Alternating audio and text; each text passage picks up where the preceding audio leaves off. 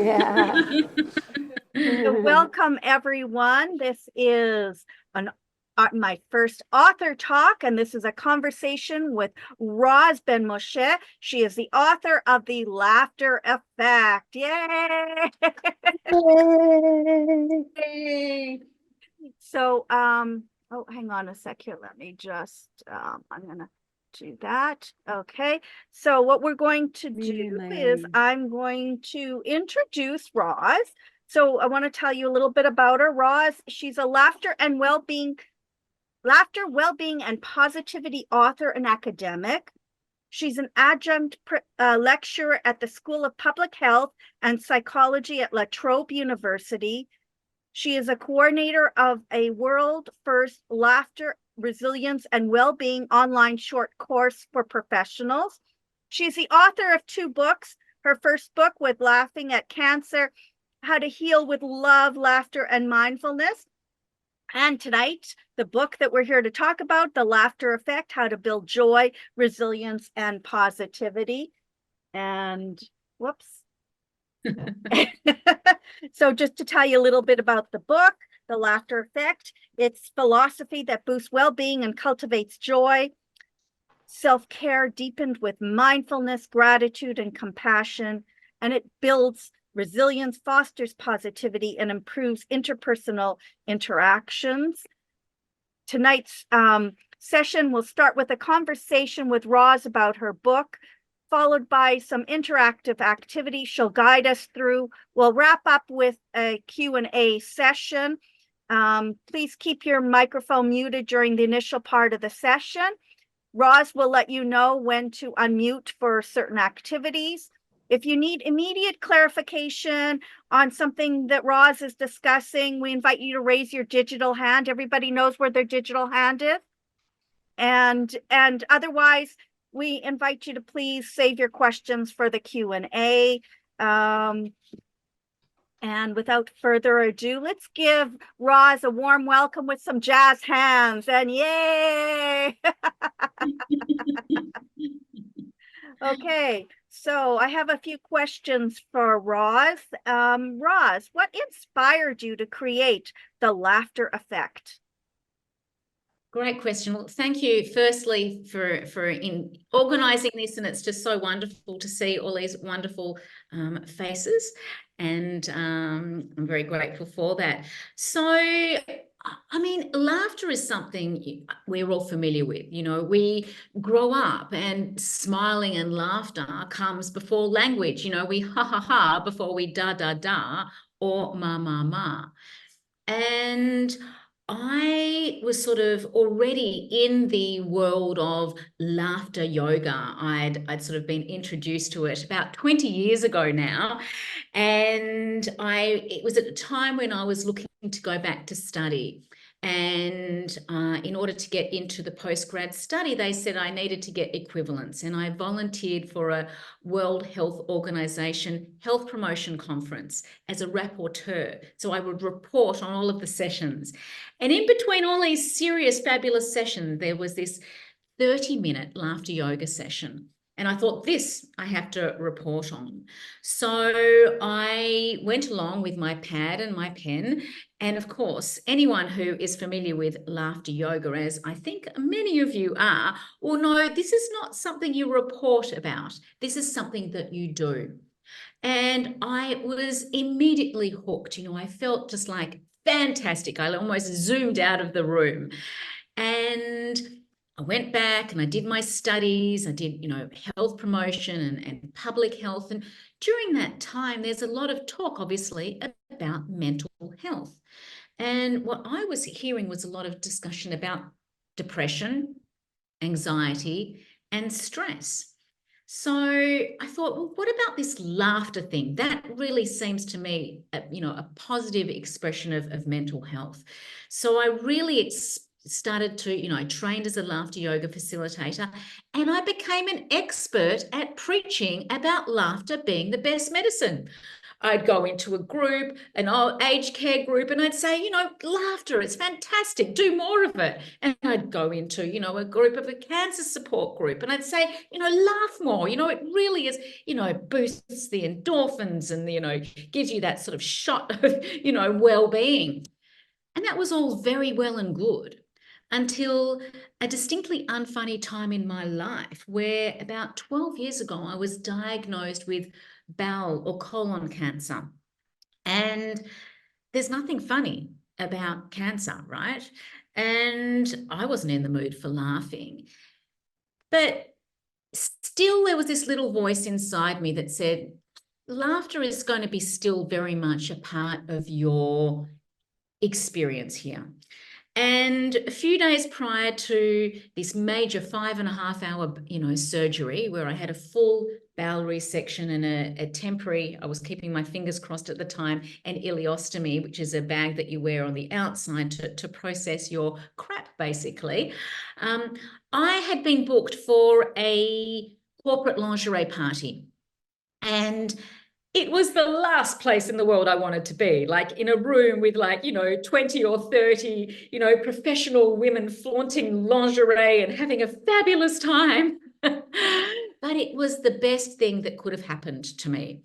I went along and I sort of put on the face, but in no time at all, once I went through the health benefits of laughter and then the actual physical laughter yoga session, I realized it was the first time that I'd ever facilitated a session that actually I needed it more than the participants. And so I thought, well, that's what I will do. After the surgery, I will intentionally laugh a lot because it really helped. Well, anybody here had any form of abdominal surgery for good reasons, and maybe, a baby pops out, or the not so great reasons, and, you have a little growth or something cut out? If you are familiar with any form of abdominal surgery, you will know that it is physically almost impossible, super uncomfortable to be able to laugh in the aftermath of surgery. Okay. So here was this great plan of mine, and I'm thinking, I can't laugh. This thing that I've taken for granted my whole life has been taken away from me, and I'm not in the mood for laughing. And this is a roundabout way of answering your question, Tamar, because this is when the laughter effects development really happened, because it was in one of the darkest moments that I've had in my life. And that was on day 8 after this major bowel resection. I'd had a pretty harrowing night, and I was hounding the nurses for the morphine. And I'd already had one dose, 1 in the morning. And, the lovely nurse said, really, you need to wait, in the morning, we'll review and, you'll be able to get another dose. And I knew that my 2 sons, who were aged 12 and 15, were going to be coming to visit me in the morning. And my younger one was already finding this whole experience of mum, having the little c, but cancer, it had really started to be a real source of anxiety for him. So I thought, I can't let the boys see me like this, but I just don't know how to go about it. And as these thoughts are going through my head, a lovely lady comes in with a breakfast trolley, and she says, here's, breakfast. And I said, I'm just not hungry. Just take it away. Thanks anyway. And she said, I'll leave it here just in case. I said, okay, if you must, sort of thing. And whilst I did not have any appetite for the actual food, what caught my eye was the placemat, the paper placemat underneath the tray of food. And there was a pencil on the tray as well, because in the olden days, 12 years ago, we had to write down what you wanted for your next meal. There were no iPads back then. So I thought, I'm going to just recount just a few things that I'm grateful for about this operation and this, where I find myself at the moment. So I map out a tiny margin in the right-hand side of this placemat. So the strange thing is, when I reflect about it now, I'm thinking, why didn't I map out on the left-hand side? Because we write in English from the left to the right. I think clearly I just didn't think at the time I was going to have any more than just in the far right column of things that I would be grateful for. And boy, was I surprised. I started to recount, all of the things that I was grateful for, the love and care that I had received from my family, having the operation in a world-class hospital, my body's miraculous capacity to heal. And all of a sudden, there was another margin. I started writing and writing, and I kept on writing until my writing became so small, it was sort of crammed into the bottom left corner of the placemat. And as I got to the end of this process, I realized that I was actually sitting up straight and I was beaming. I was smiling. It felt like from the inside out. And then the nurse came by and she immediately boomeranged right out of the room. And I'm thinking, where's she going? And she thought she'd gone into the wrong patient's room because this was not the same person that she had seen a couple of hours ago. This was a totally different look, because here was I, as I say, just this lightness, this levity. And for a few moments or even longer, I had forgotten my pain. And that was my first experience of embodying what I now refer to as the laughter effect. It goes beyond physical laughter, ha, ha, ha, because I couldn't physically laugh, but it tapped into the energy of smiling, of laughter, of joy. And I, in that moment, had activated my own source of well-being, because endorphins are 30 times more powerful than the synthetic version, morphine. And that sort of process was continued, the expansion of this idea of the laughter effect by journaling. So any opportunity, I would really challenge some of my thoughts. We don't always have to believe what we think.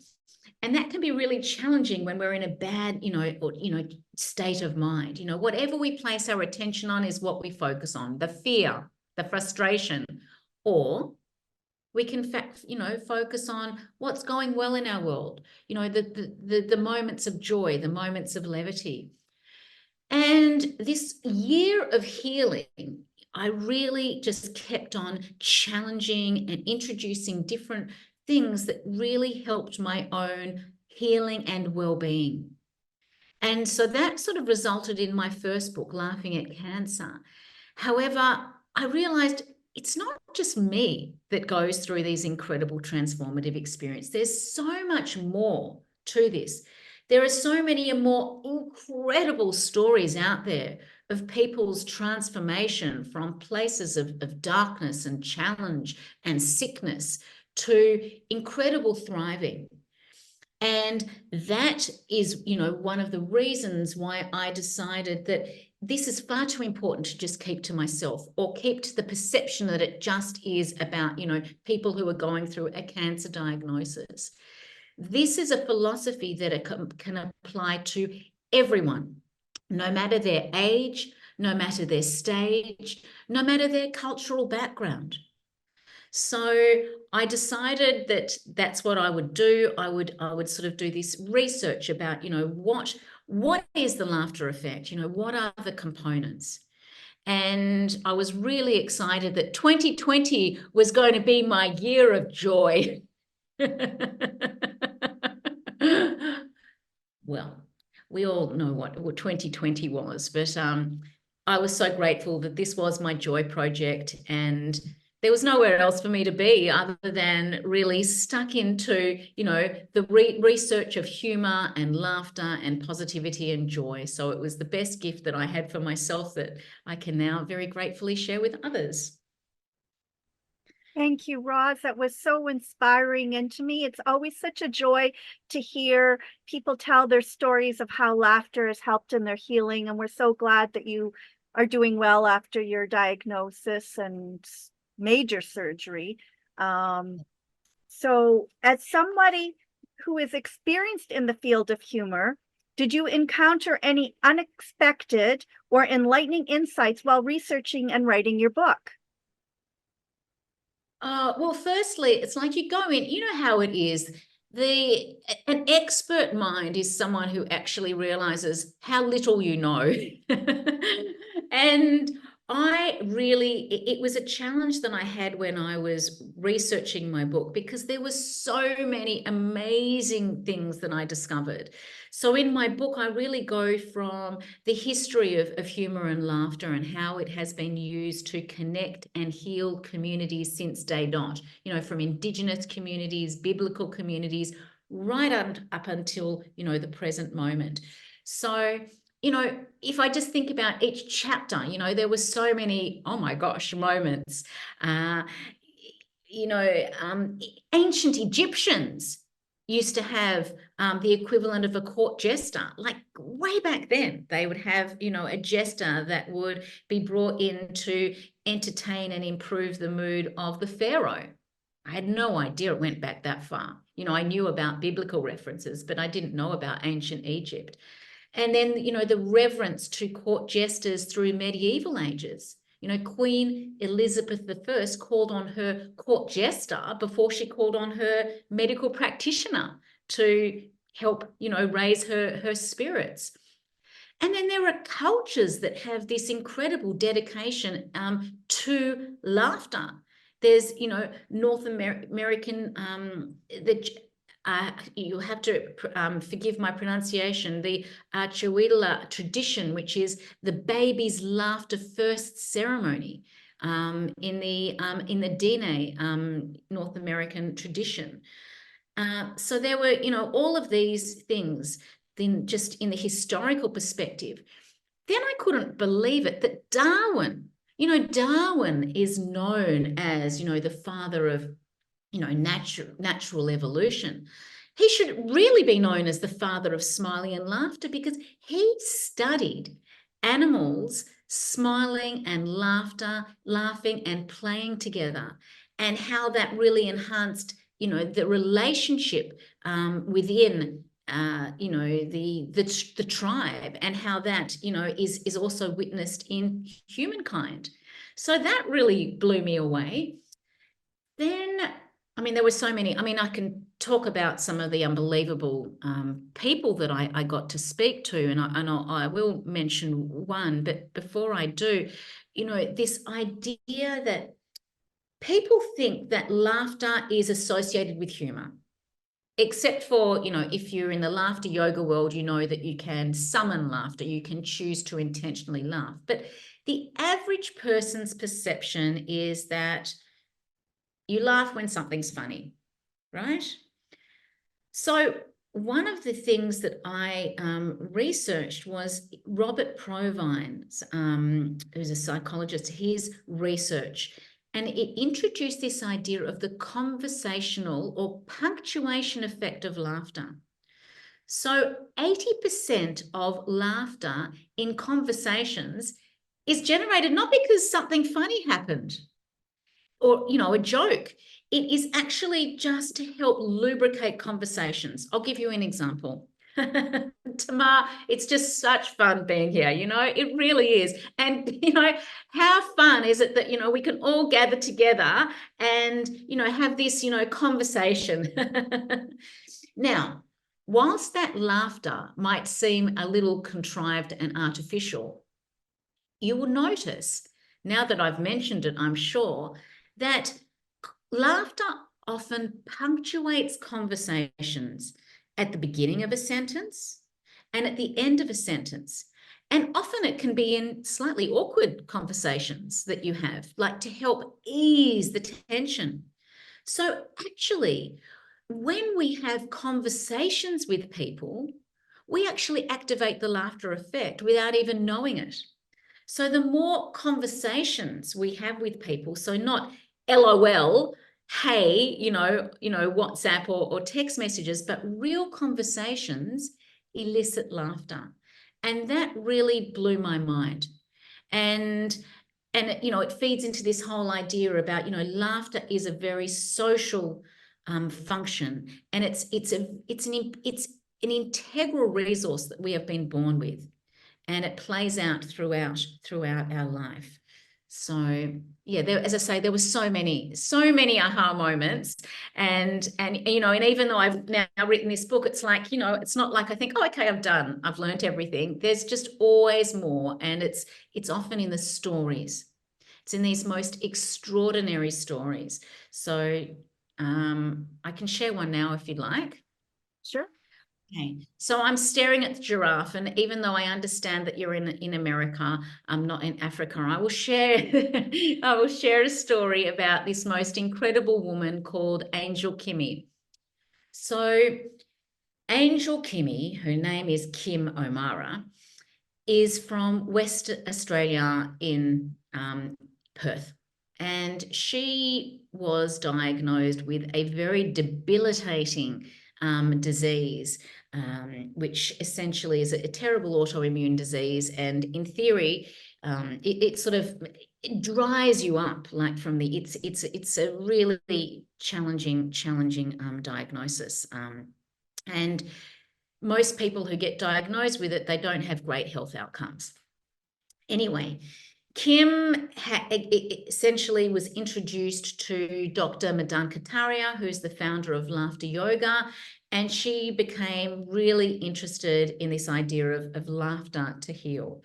So when she got her diagnosis, she responded in a way that not too many people would, in that she began to laugh. And she laughed about every single thing that had happened to her up until that moment, which included sexual abuse as a child. And you might be thinking, how can you laugh about that? Well, I also had that question, and her response was, how could I not? If I want to heal, how can I not? And that her story was not over until there was essentially a happy ending. So she decided to take her newfound skills with her to Rwanda, of all places. And that was to meet two life objectives. One was she wanted to meet gorillas. And the second thing was that she wanted to go and introduce, crazy idea. She wanted to introduce laughter yoga in Rwanda to the Hutu and Tutsi previously warring tribes. Like, who thinks of something like that?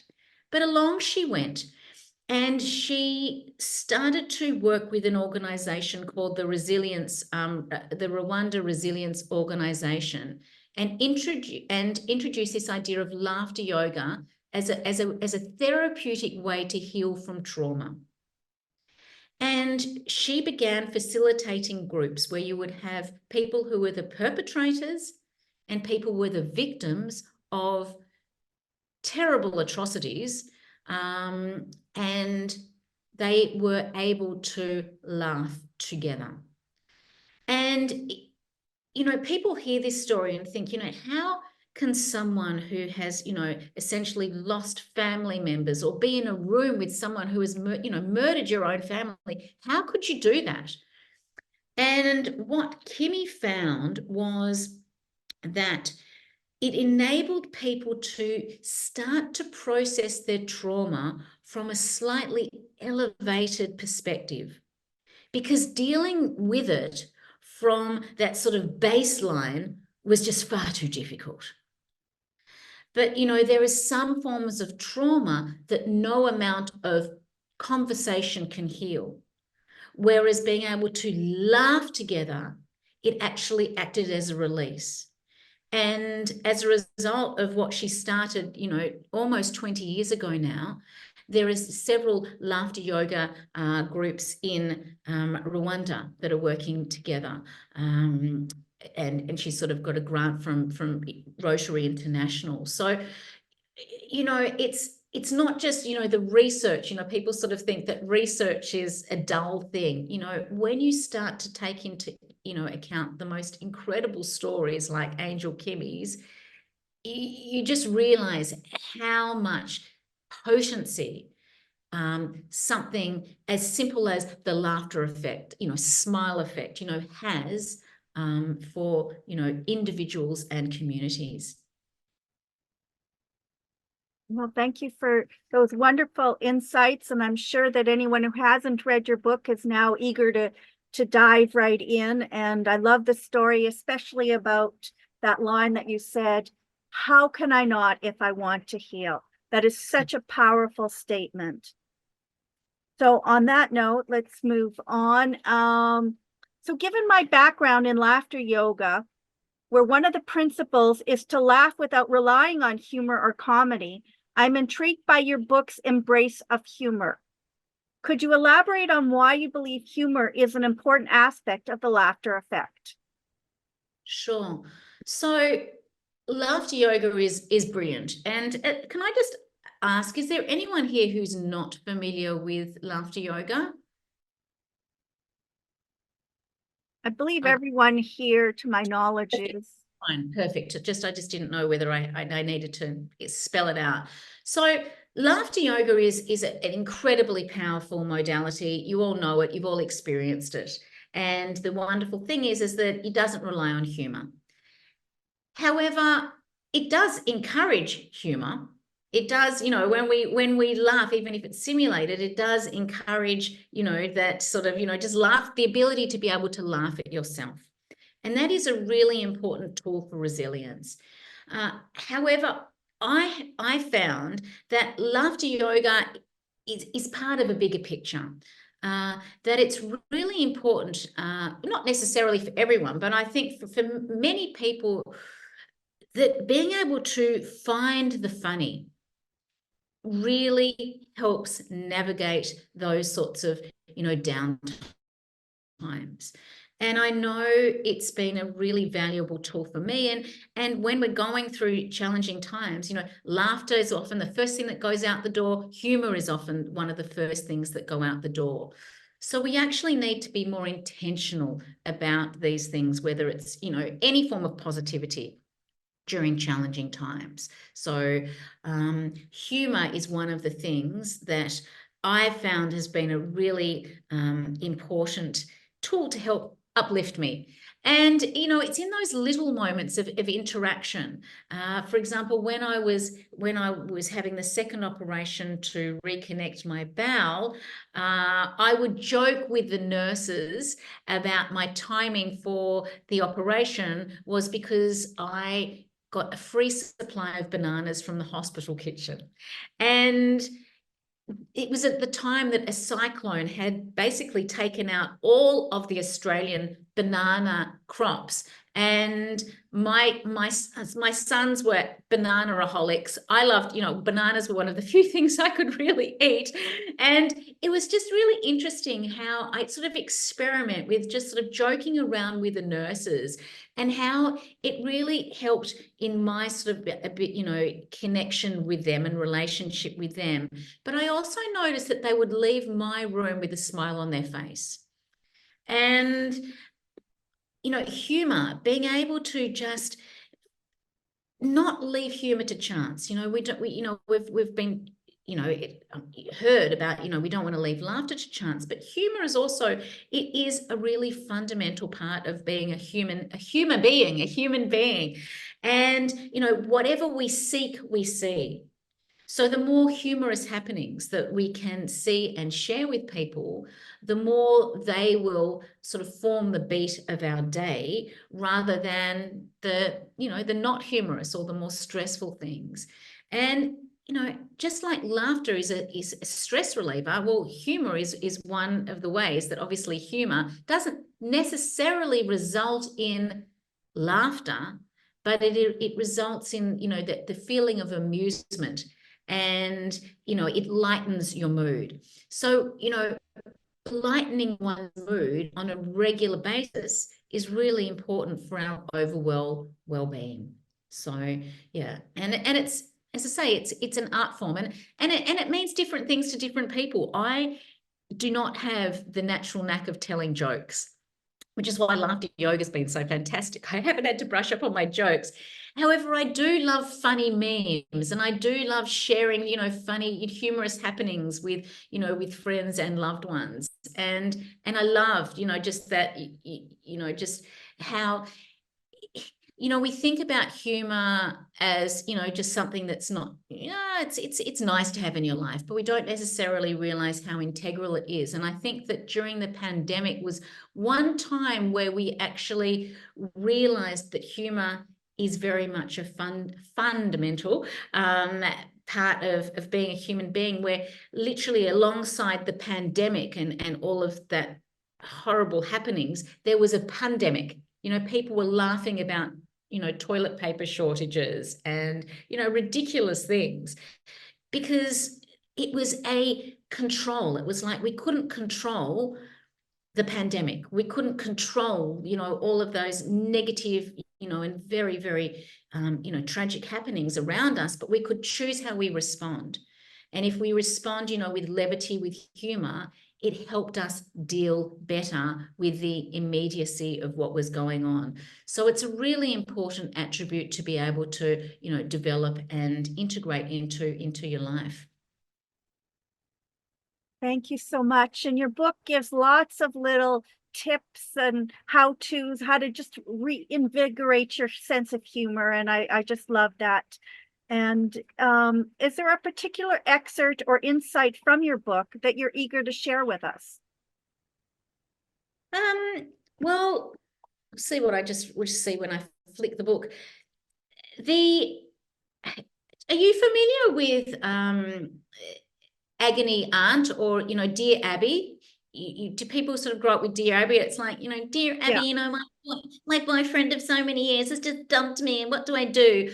Well, I decided that I was going to take a different angle, and I introduced this idea of serotonin sister throughout my book. So, you can actually see, you can sort of see how it's got these sort of like, wow, serotonin sister. And I just happened to open up on one. And so this one is, I'm worried people will think I've lost my mind if I'm seen laughing for no reason. So serotonin sister answers, I totally understand. If you're a self-conscious laugher, laugh in places you feel less vulnerable.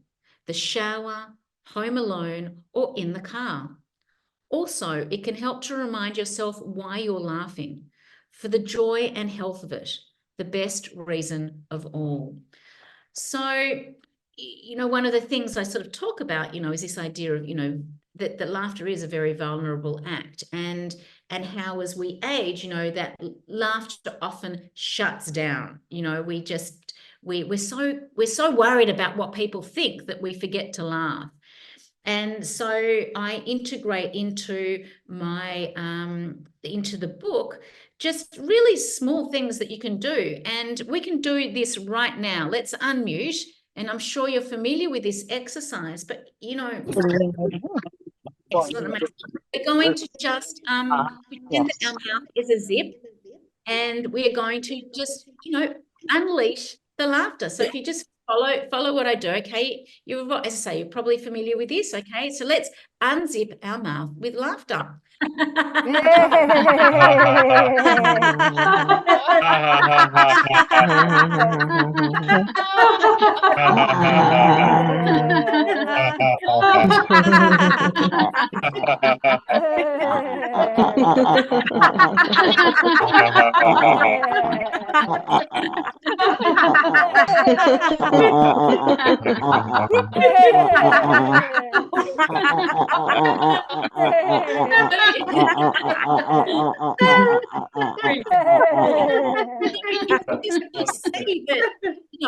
It's like, just do that like that. And I think that there's a real power to this, notion of being intentional. It's like, okay, nothing really fun's happening in my day, but geez, I could do with a bit of a burst of laughter. Like, I'm going to unzip my mouth with laughter. And then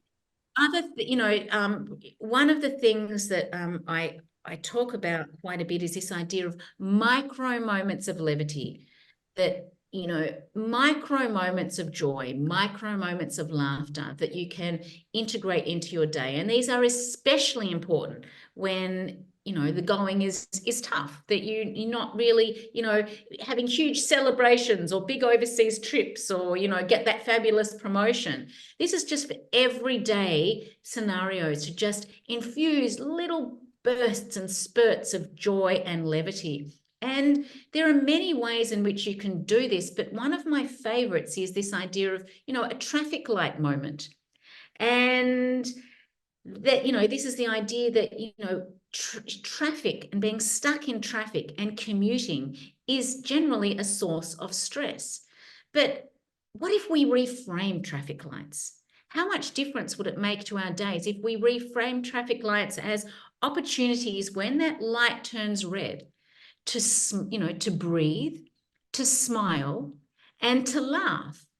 And the best thing is that, you know, if a passerby, you know, just walks past, or you know, pull up next to another car, nobody will know that you're not just laughing with, you know, hands-free on the phone. So it sort of takes away that sort of vulnerability. And it is just a fabulous way of, say, just getting just laughter rather than a, you know, that moments, you know, it's like, oh, I'm running late, another damn traffic light. It's like, hey, traffic light's red. I can't change it, but I can change how I respond to it. And I'm going to use this as an opportunity, as I say, to, you know, to breathe and to smile and even, you know, to laugh. So I love, you know, this traffic light moments that we can, you know, find our own traffic light moment in our day. And, you know, and then essentially we rewire our brain, you know, through this process of reframing from traffic light to, hey, this is a great opportunity for me just to connect, you know, to, you know, breathing, etc. So yes, they were just a couple of things. Thank you so much for all of that. We have a question in our chat. Carlos, I don't know if you would like to read it or you want me to read it for you. Just read it because I had no voice. Okay. Whoops. Thank you. Sorry, my Zoom has closed on me. Just there. Okay. Most of us, when we are in adverse circumstances or close to transcendence, inspirations like your fabulous story come to us. What do you recommend to those of us who are physically and mentally healthy to obtain inspiration and document our own story? That's a great question. And I love how you say document our story, because our stories really form who we are, and we can change and we can challenge our stories.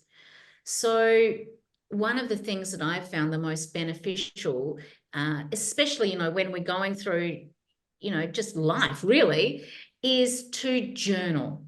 And journaling is very healing, and, you know, has, you know, very known, you know, cathartic qualities.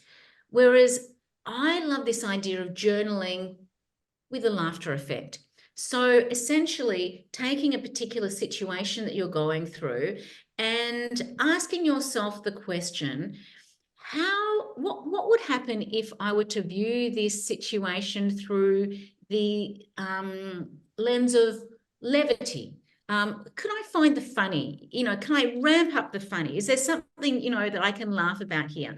Or can I, you know, look at this through the lens of gratitude or awe? And sometimes when our story gets a bit murky and muddy, we get fixated on the present moment. What journaling enables us to do is to pose questions that take us either into the past or into the future. So what I mean by that is, if you feel that you that there is something that you're going through and that you just can't sort of draw on anything in the moment that you are grateful for, you can perhaps call on something that you are grateful for in the past that has helped you, or be future grateful. think about something in the future that you will be grateful for, especially grateful for about this particular scenario. And the great thing about this practice is that your brain cannot tell between, when it's thinking, its thoughts, it doesn't differentiate between the past, the present, and the future. It's just lost in those thoughts.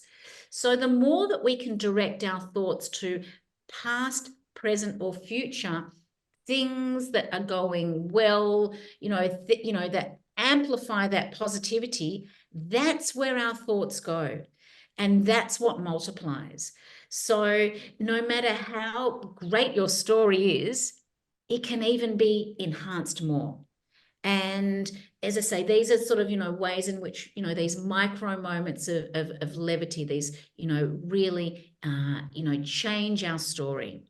And it's interesting, sometimes even when we think that everything is going well in our world, even by posing, the question, is there anything little that I would like to change in my life that would, positively enhance my relationship with X? Be really specific. And it's amazing what comes to you.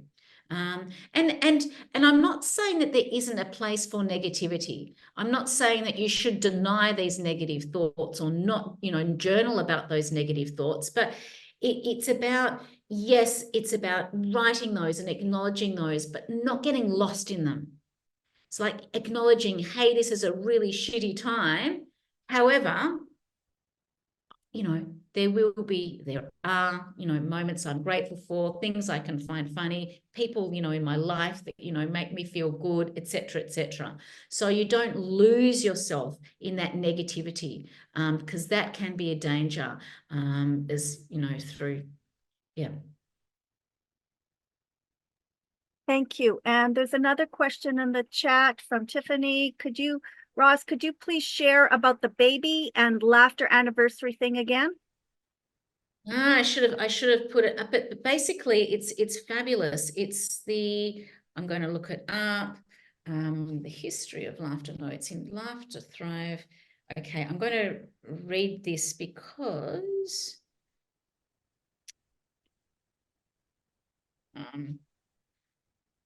it's a Native American Navajo known as Dina's first laugh ceremony. It's called Awi Chidilo, and I apologize for my pronunciation. To the Navajo, a baby's first laugh is seen as a sign of the baby transcending their spiritual existence and indicating readiness to join their family and community in life and love. From around 3 months of age, caregivers and other family members compete with one another to elicit the first hallowed laugh by tickling, peekabooing, poking, and making silly faces. Whoever wins hosts a first laugh ceremony to celebrate the successful transition of the baby into the world. As a mark of respect to the family they're born into and to honor the spiritual world, the baby is considered the ceremonial host. And each guest receives a plate of food, rock salt, symbolizing tears shed through loss or sadness and connection to the earth, and a bag of goodies. The expressed desire is that the baby will always experience togetherness among family and friends throughout life. And I just love that example. So yes, thank you. That's that ceremony. Thank you. Is there anybody else with more questions?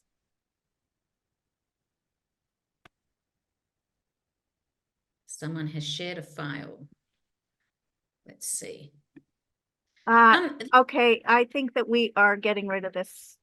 Okay, but what I was going to say is, what I thought might be valuable is one of the things that I did, when I couldn't laugh was smiling, and I thought maybe you would like to, we could do just like a 2 or 3 minutes smiling, mindfulness practice, because laughter is very loud, it's out there, but sometimes you just need to have something that you can do just first thing in the morning, last thing at night, even in a busy day, you just go into a restroom or something and have a bit of a smiling meditation.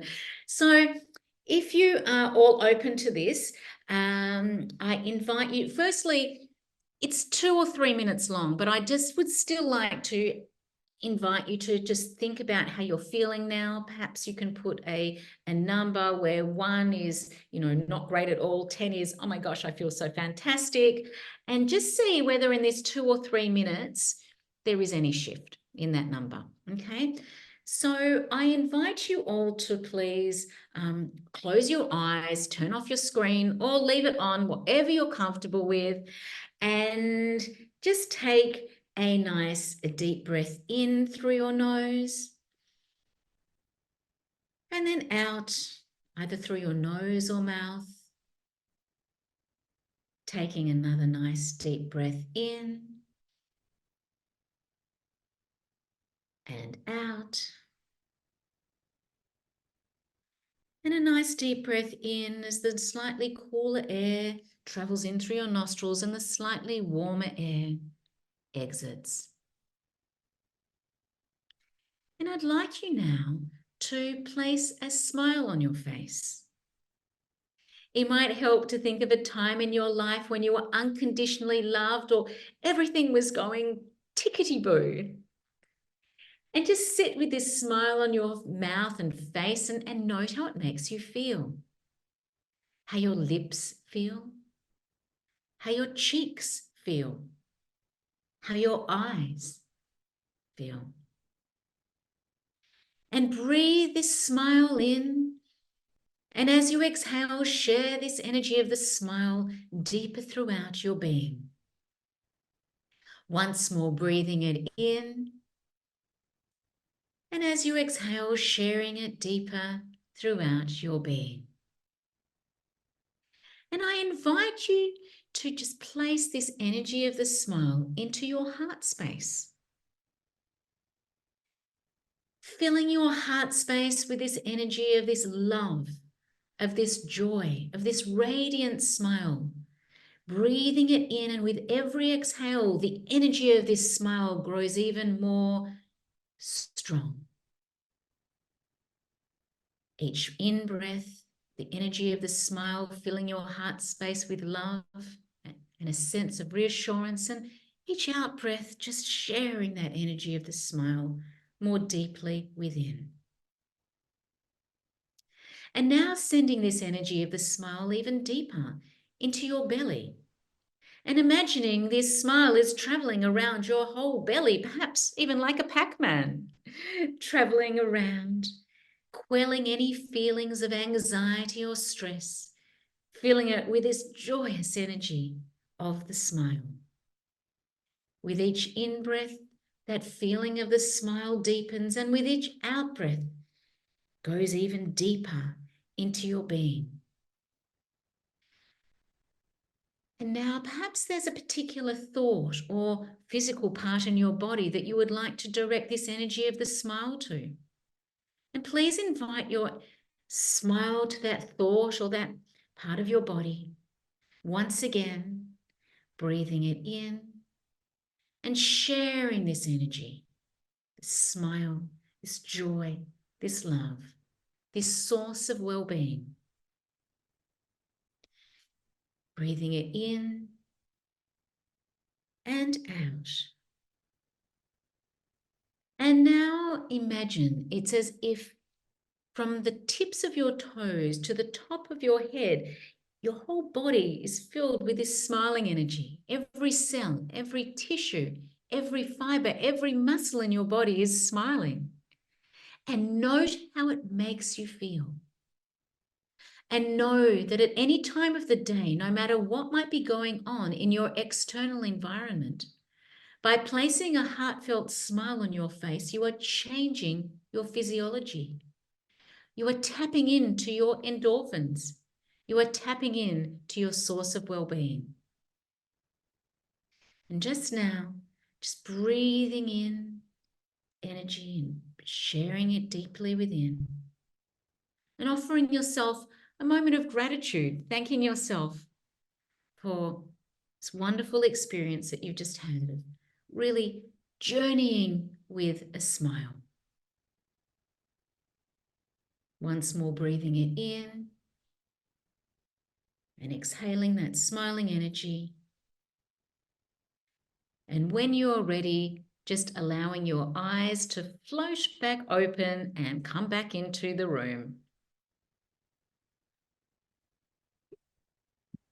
So I hope you enjoyed that. That was 3 minutes, just a bit over 3 minutes. Is anyone feeling any differently? Yes, Grace. Yes, I see Grace. Did you want to say something? Oh, I just love that. And, I think of that was beautiful. Thank you so much, dear. What the saying, how does it go? A laughter, smile. Oh, I can't remember. I'm sort of like now just floating on the smile. Like there's a saying about laughter is a smile that has burst forth or something like that. Right. You know that one? I don't know who said that. I love that. Laughter is But a smile that love bursts. that. Yes. Yeah. That was really beautiful. Thank you so much. Oh, it's a pleasure. And I love, it's about all of these sort of, skills that we sort of have up our sleeve. And I think, for me, especially, when I was going through the treatment for the bowel cancer, it was dedicated smiling, mindfulness practices. Now it's more a matter of starting every meditation or mindfulness practice, with that smile. And it's amazing in the years how I've noticed that it just smiling just becomes, an effortless thing. And how, when I'm walking down the street, I must give off like smiling pheromones because people are always smiling back at me. And, and these are, it's a ways, just bringing this intentionality, choosing every day to smile with someone new, someone different. I know there's, a bit of a risk sometimes involved, but, the more we can just, intentionally just integrate these small moments of smiling or laughter or humor in our days, the more they the beat. And it changes how we feel, but it's also changing how the world interacts with us. We also had in the chat lighter, more relaxed. Thank you, Ross. Roz, amazing. Congratulations, and calmer. And Grace has her hand up again. So did you have another? Yeah, I'm sorry, I came in a bit late, but I don't know if you've already shared this. You may know this, but just maybe it's worth repeating that by smiling, even like a half smile, and if you're faking it till you make it, you get the endorphins released, right? Yeah. It's amazing. So yeah. It's funny that you say that the mantra, fake it until you make it. I don't love it. And I say that in my book. It's like, you've got to make it until you make it. I don't like anything fake. You've got to choose a bigger. But, there is definitely a difference in smiles, just like a half-hearted smile ain't going to get the endorphins going. But, the more we actually. I like that. Thank you. I like that. Make it till you make it. Thank you. Make it. It's just a shift. It's just a shift. So I don't know if there's. I'm mindful of the time. I don't know if there are any further comments. I'm just so grateful for your time. I really would love to keep hearing from you. The laughter effect is rippling out to all corners of the globe. It's going to be translated into 8 languages. Yes, it's going to be, it's really fabulous. And it just goes to show that there is a hunger for these sorts of, practical ways in which we can really, change the way, we feel, how we interact with people. Thank you so much, Roz, for sharing about your book. For those of you who haven't got it, I encourage you. It's a wonderful, easy read, and it's just very joyful to and delve into. So let's give Roz a big round of applause, and then if there's any more comments or questions, we can take a moment if Roz has a sec. So let's give her a round of applause. Let's unmute. Thank you. Yay! Thank you, Ron. And thank you, Tamar. Beautiful. Thank you, Tamar. I'm like, yes, the hostess with the hostess she has been. Yeah. Thanks, Tamar. Thanks, Roz. Yeah. Thank you. It's been And so follow Thank Tamar. you. We're doing join out dancing tomorrow. May I share? There. Oh no, that's something else. He doesn't. Thank you so much. Thank you. Did anybody else have any last comments or questions before we end? Grace has her hand up. Yeah, yeah. Well, we'll take that offline, Grace. For the we're not promoting other events today. This is just about. This was so great, Roz. Thank you for making the time. Thank It was you. Pleasure. Thank Thank you you. so Thank much. you. Thank you. Thank you. Bye. More joy. I'd like to connect with Roz. How do I connect put with the her? information in the chat. I can post it one more time. Yeah, post it. That would be great. Thanks, Let me Tamar, do for that hosting one. the event. It was excellent, like always. Well done. Thank Tamar. you, Tamar. Thank you.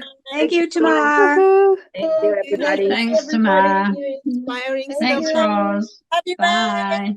Bye. Love Thanks, you. Roz. Can you Bye. stay on for a moment, Roz, or no? I can.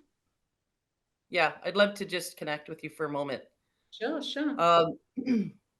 We actually have Joy Now Dancing and more once, if not twice a week. I'd love to invite you to that. And, Sure. and if anybody, and also I have a free not-for-profit. Okay, Grace, I'm going to stop you okay. for right now. This is just about. Okay, I'm just talking to Roz. Okay. Okay. I thought I was talking to Roz. What are you doing? Okay. Thank you. So we can connect, Grace. Reach out to me. Oh, she's gone. Oh. Yeah.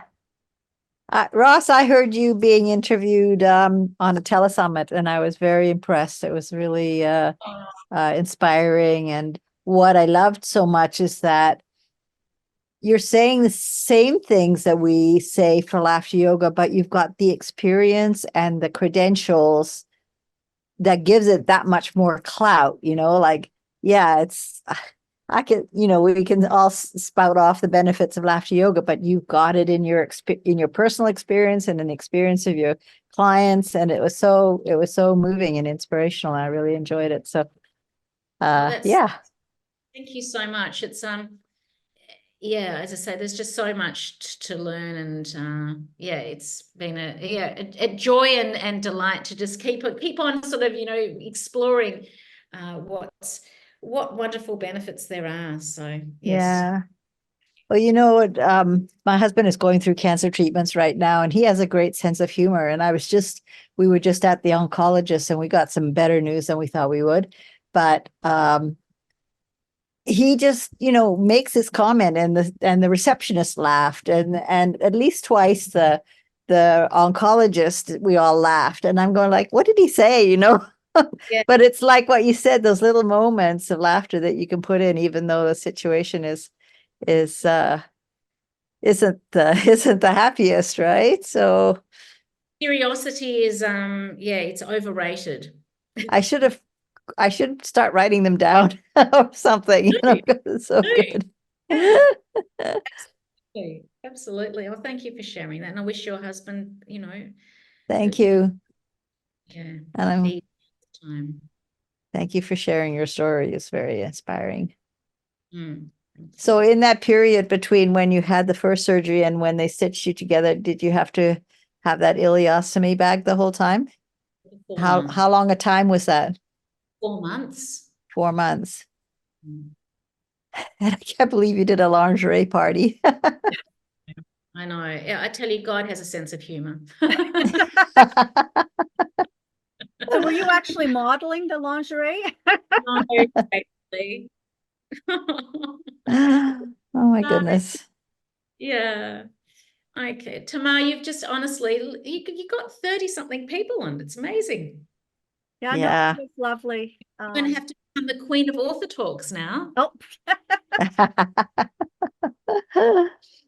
well, thank you so much. It's been a pleasure. And unless there's any other questions or comments, we'll pick this up another day. Thank you.